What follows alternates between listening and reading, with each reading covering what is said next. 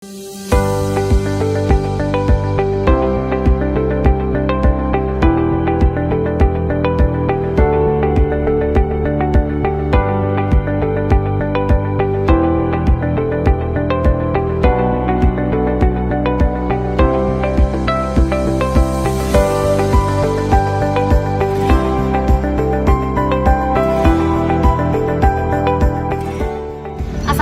warahmatullahi wabarakatuh. Halo guys, perkenalkan kami dari kelompok 2 dari Universitas Muhammadiyah Profesor Dr. Hamka, Prodi Pendidikan Biologi.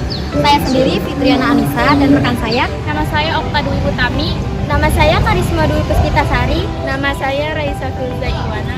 Nama saya Nisa Putri Meliana. Nama saya Muhammad Bagas Mano Januar. Nama saya Lintriana. Tujuan kami datang ke SMA Negeri 98 Jakarta untuk menuntaskan tugas PLP 1 yang mana mengobservasi dan mewawancarai kepala sekolah, guru pamong, serta ketua OSIS mengenai kultur sekolah, struktur organisasi, implementasi tata tertib, serta kegiatan seremonial, ekstrakurikuler, dan program kerja OSIS.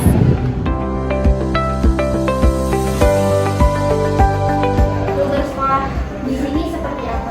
Oke, kalau bicara kultur sekolah itu kan budaya sekolah yang selama ini ada di 98 ya. Aktivitas kita itu sebenarnya mulainya dari jam 6 ya, dari jam 6 6.00 sampai 6.30 ya pagi kita ada budaya 5S ya. Budaya 5S ini senyum, sapa, salam gitu ya. Nah, itu diikuti oleh seluruh siswa dan beberapa guru yang memang kami jadwalkan ya. Jadi setiap hari Senin sampai hari Jumat kami ada 60 guru itu digilir ya, rata-rata sehari 10 itu berdiri di situ. Nah, itu adalah budaya yang pertama, adalah mulai dari 5S. Nah, setelah itu jam 6.30 sampai jam 7.00 budaya berikutnya adalah doa dan tadarus pagi. Itu karena kami ada 3, Muslim, Protestan, dan Katolik, jadi ruangannya pun juga kami 3. Itu kita doa dan tadarus bersama dari jam 6.30 sampai jam 7, 30 menit. Nah, setelah itu jam 7 sampai jam 7.10 menit, ya 10 menit saja kita budayakan yang namanya menyanyikan lagu Indonesia Raya. Ya, jadi dalam waktu 5 atau 10 menit seluruh komponen sekolah, mau itu guru, karyawan, siswa, semuanya lah, itu menyanyikan lagu Indonesia Raya. Nah, nanti siang itu ada namanya sholat dulu berjamaah. Ya, kalau yang Muslim. Kalau yang non-Muslim itu ada doa siang. Doa siang itu di aula. Ya, karena yang non-Muslim itu kita jumlahnya ada hampir 150 siswa. Cukup banyak. Yang Muslim kurang lebih 800 siswa.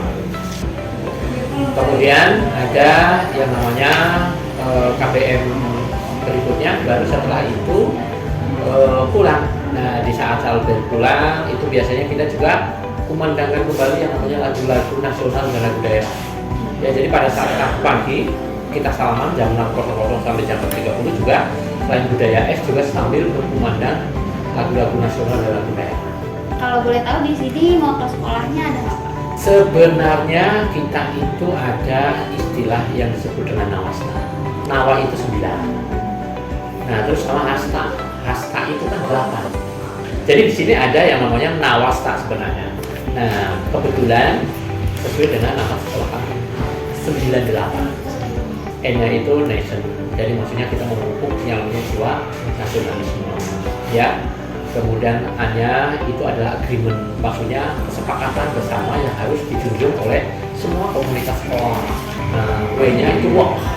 Work itu maksudnya bahwa kita menanamkan kepada para guru dan karyawan itu bahwa kita harus sungguh-sungguh dalam memberikan namanya layanan kepada anak work ya, dalam bekerja itu ya. Kemudian yang berikutnya setelah itu adalah ability. Ability itu maksudnya adalah kesanggupan kita sesuai dengan profesinya. Kemudian S itu adalah sport. Nah, T-nya itu adalah trip. Trip itu artinya apa ya? Dicoba, dilaksanakan. Jadi kita melaksanakan apa yang sudah menjadi kesepakatan. Trip, gitu ya. Nah, dan masih panjang sebenarnya, Mbak. Tapi logonya itu adalah nawasta. Nawasta itu artinya masing-masing ini ada. di sekolah ini bagaimana susunan struktur organisasi di sekolah ini? Jadi kalau struktur sekolah itu tetap yang pertama adalah pimpinan kepala sekolah. Di bawah kepala sekolah itu nanti membidangi 3 bidang. Bidang kurikulum, bidang kesiswaan, bidang sarprasunas. Nah, nanti di bawah bidang-bidang ini terserah mau cukup dengan 2 staf, 3 staf, 4 staf, tergantung kebutuhan. Baru semuanya itu akan membawahi yang namanya wali kelas. Ya, wali kelas yang merupakan ujung tombaknya dari sekolah, kan harus semuanya tersampaikan ke murid melalui wali kelas. Ya, baru kemudian siswa. Oh ya, di bawah kepala sekolah kemudian ada juga ditopang oleh yang namanya TU. Ya, jadi TU tetap berada di bawah komandonya adalah kepala sekolah. Tapi TU tidak membawa bidang-bidang yang 3 tadi. Yang membawa bidang-bidang tadi adalah kepala sekolah.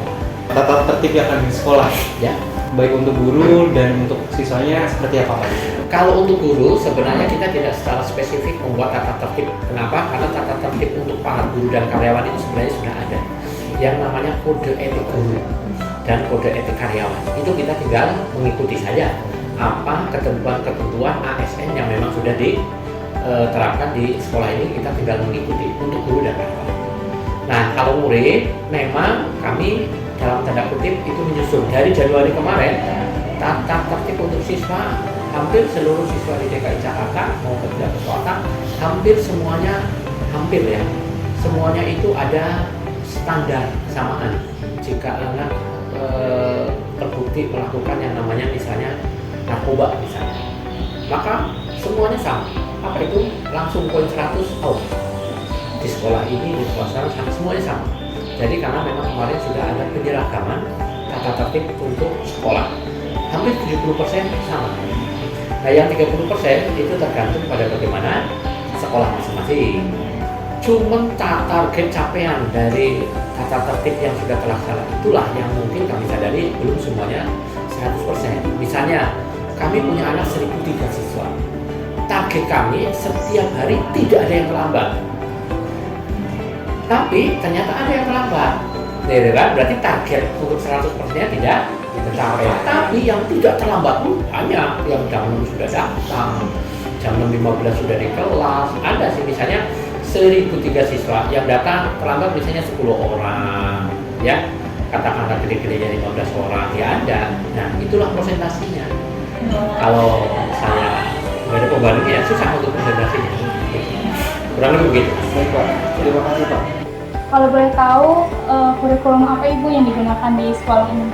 Ya, sebelumnya kan kita mengajar menggunakan kurikulum 2013 ya. Kemudian baru tahun kemarin itu kita mengenal adanya kurikulum Merdeka ya. Dan kemudian sudah mulai diperkenalkan, diajarkan di sekolah ini, khususnya baru di kelas 10. Kalau yang kelas 11 dan kelas 12-nya itu masih menggunakan kurikulum 2013. Pertanyaan ini Bu, adakah kegiatan sebelum memulai kegiatan pembelajaran oleh guru-guru khususnya Ibu sendiri? Iya, untuk di sekolah ya kita ada pembiasaan setiap pagi sebelum kita belajar itu adanya kegiatan kerohanian. Untuk yang muslim itu ada tadarus ya hampir setiap hari, mulai dari hari Selasa sampai hari Kamis itu ada tadarus untuk yang muslim. Nah, untuk yang non muslimnya itu ada kegiatannya di ruangan masing-masing gitu. Bisa dibilang kegiatan kerohanian ya. Dan untuk hari Jumatnya itu beda-beda setiap bulannya, dalam setiap minggunya dalam 1 bulan itu. Misalkan ada kegiatan Jumat Sehat, itu untuk minggu besok nih, Jumat besok kita di Jumat Sehat, jadi anak-anak olahraga, ada yang senam, ada juga yang keliling jalan ke sekitar lingkungan sekolah. Kemudian ada juga kegiatan Jumat Karakter, nah itu sama juga tadarus, tapi kita akbar di lapangan, ada alasnya, mereka duduk bareng-bareng, selain tadarus bersama-sama itu juga ada kegiatan ceramah dari guru agama kita.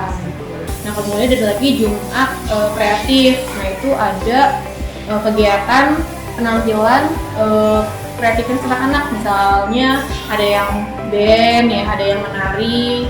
Nah, itu biasanya ditampilkan di pendopo sebelah sana. Ya, Saya lanjutkan ya Ibu. Pertanyaan yang pertama itu kegiatan rutin kurikuler apa yang dilakukan di SMA N Negeri 98 ini setiap harinya? Kalau kurikuler kan mungkin lebih ke kita di sekolahnya ya, belajar.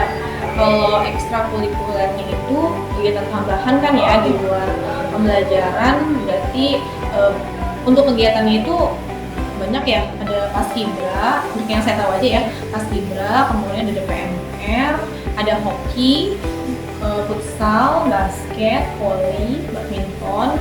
Kemudian untuk yang seninya itu ada paduan suara ya, ada band, kemudian ada apa namanya ini yang kerohanian, rokat, rokris, rokis, ada marawis juga, kemudian ada kir ya, ilmu remaja, kemudian apa lagi ya, saman ya, tari saman, tari tradisional.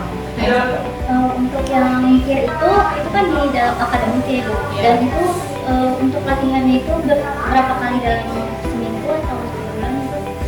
Kalau latihan ekskul itu biasanya semuanya sama. Semua ekskul itu setiap minggu sekali.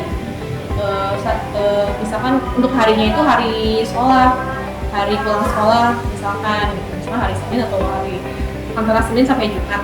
Jadi nggak ada yang hari Sabtu. Yang Seminggu paling sekali. banyak diminati itu apa Ibu? Kalau yang paling banyak itu biasanya kegiatan yang olahraga ya, bisa futsal, basket, dan setahu saya yang di sini apa tuh yang paling banyak tuh hoki ya, karena sering ikut lomba, sering juara juga. Oh ya tadi dari lupa ada ekskul pecinta alam juga. Ini yang ada kan ada ini ya, yang dia tuh yang lain di mana itu biasanya itu dipakai sama anak pecinta alam juga. Selain mereka juga ada apa namanya kayak apa sih namanya yang nginep-nginep gitu ya, gimana gitu, kayak gitu.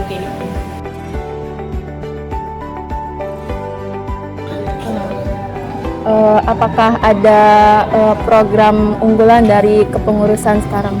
Nah, tadi yang udah saya kasih tahu juga tadi di awal, insya Allah kita akan adain Cup 98 ini yang namanya itu Euphoria.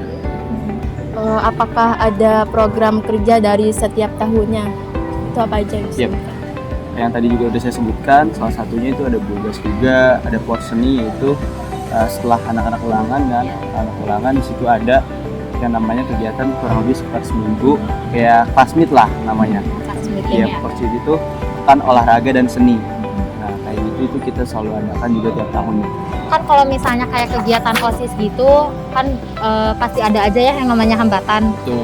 Betul ya. Pasti. Nah, boleh gak sih disebutin? Kalau untuk ke pihak sekolah yang pasti udah wajar ya, udah pasti ada kendala. Tapi kalau untuk masalah perizinan itu kita nggak ada kendala sih, mungkin perihal dana. Iya. Ya, karena kan seharusnya memang ada, tapi kadang-kadang tersendat dan butuh waktu yang lama untuk keluar. Itu mungkin yang jadi kendala kita dengan pihak sekolah. Tapi kalau untuk ke siswa-siswinya, alhamdulillah siswa-siswi 98 ini sangat mendukung penuh apa yang kita kerjakan. Cara kalian untuk mengadakan kegiatan tata tertib itu seperti apa? Kayak rutinnya buat tata tertib itu seperti apa? Ya, kebetulan itu juga salah satu program kerja kita di bidang saya tadi, untuk menata-tertibkan siswa-siswi yang memang bisa dibilang pakaiannya atau ya semua yang memang ada di tata tertib harus kita tertibkan. Yang pasti yang pertama dari diri saya sendiri dulu ya. Saya sebagai ketua harus memberikan contoh kepada seluruh pengurus OSIS bahwa berpakaian, tata sikap itu harus dijaga. Karena kalau misalnya saya sebagai ketua aja udah nggak bisa menjaga sikap, bagaimana nanti yang lainnya kan? Nah, setelah saya, yang pasti seluruh pengurus OSIS juga harus bersikap yang baik juga, sesuai tata tertib, agar nanti, karena kan kita setiap kelas itu punya pengurus OSISnya ya. Jadi setiap kelas itu minimal pasti ada satu aja, paling sedikit. Jadi setiap kelas itu bisa memberikan contoh ke teman-temannya masing-masing. Dan kadang-kadang kita kerjasama juga sama kesiswaan untuk kadang-kadang sidak masuk gitu. Kayak celana yang dipensil, yang dispan, yang gitu-gitu kita juga mungkin sebulan adalah sekali gitu. Baik, karena kami telah melaksanakan tugas PLP 1 di SMA Negeri 98 Jakarta, kami izin pamit undur diri. Wassalamualaikum warahmatullahi wabarakatuh. See you next time. Bye-bye.